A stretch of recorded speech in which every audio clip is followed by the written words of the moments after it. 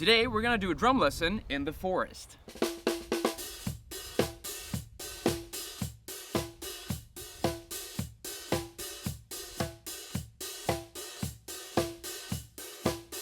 What's up everyone, CJ here, I hope you're all doing well. As you can see, I'm not in the usual recording space right now, I'm in the woods. Me and my girlfriend are on vacation right now in the southern parts of Sweden called Skåne, but that doesn't stop me creating content. As you might have seen in my previous video, we've been creating some content right here in the woods, so it's pretty awesome. The weather is awesome here, I'm surrounded by nature, and it's just fun to have some nature sounds coming into the drum set as well. We got crickets, grasshoppers, birds, the wind, you name it. Anyway, I'm not gonna do much talking in this video, but I am gonna show you a few drum grooves that are really fun to play and that are really great for beginners to start leveling up their playing. And of course, for all my channel members out there, you'll find the transcripts of these grooves, some click tracks, and my drum recordings in the link and the member community tab. Okay guys, grab your drumsticks, because we're doing this.